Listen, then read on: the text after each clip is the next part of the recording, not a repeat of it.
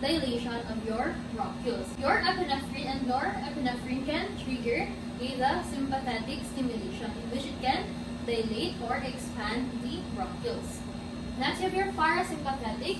This time it will constrict your bronchioles. Your vagus nerves will secrete your acetylcholine.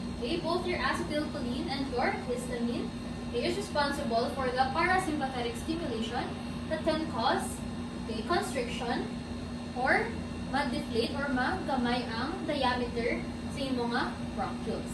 Again, sympathetic, dilation, your epinephrine and norepinephrine. Your parasympathetic for constriction, you have your acetylcholine and your histamine. Next, let's move on to your regulation of your respiration. First is your medulla oblongata, medullary rhythmicity area. You have two parts.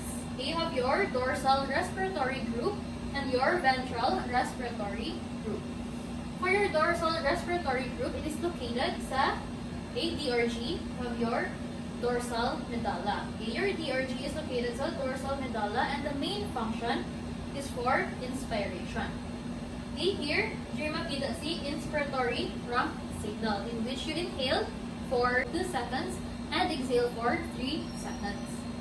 For your ventral respiratory group, si ventral VRG is located man sa ventral. Your VRG is located sa ventrolateral medulla. Main function is for expiration but can also assist in inspiration. For your medulla oblongata, you have your pneumonic nga, like your dorsal respiratory group located sa dorsal medulla. Main function is for inspiration or inhalation. Your ventral respiratory group located sa ventrolateral medulla and main function is for expiration. Now let's move on to your pons. You also have two centers here. You have your pneumotaxic center and your apneustic center. Your pneumotaxic center is located sa upper pons, while your apneustic center is located sa lower pons. So, you have a pneumonic here na pula. You have your pneumotaxic center located sa upper pons and your apneustic center located sa lower pons. Okay, so let's move on to the function. Your pneumotaxic center, it limits inspiration by switching off the inspiratory rump signal. Meaning, ginapatay niya, switch off niya ang inspiration. Again, pneumotaxic center, ginapatay or switch off ang inspiration. Opposite ang function ni apneustic center. It prevents the switching off of the inspiratory rump signal. So, meaning, ang function ni apneustic center is ginapa-inhale na magid. Okay? Si pneumotaxic, gina-stop niyang inhalation. Si apneustic center, gina-continue ang inhalation or inspiration. Okay? Then, you also have your chemical control, such as your central chemical control located sa mga ventral medulla.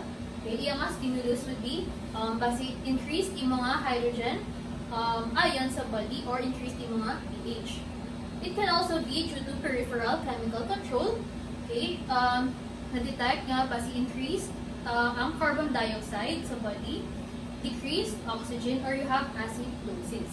Okay? So, ma-detect na siya ni carotid and aortic bodies nyo. Last part, you have your inflation reflex. So, your inflation reflex, you have a stretch-sensitive na receptors called your baroreceptors. Okay, it is located sa walls ng bronchi and your bronchioles. Okay, ma-detect niya if na stretch kaayo or there is overinflation. Okay, stretch or overinflation, okay, ma-send impulses or signal sa kay vagus nerves. Again, si vagus nerves, di ba? Main function is for parasympathetic. Ipa-constrict niya. Okay, so si vagus nerves, ihambalo niya to inhibit tanan ni makapa-inspire or tanan ni makapa-inhale. So your vagus nerves will inhibit the inspiratory areas and your apneustic areas so that you can exhale and ma-deflate yung mga lungs so that hindi na ma-stimulate ang yung mga stretch receptors. Again, your inflation reflex, also known as your herring-brewer reflex, is responsible for preventing over-stretching or over-inflation of your lungs.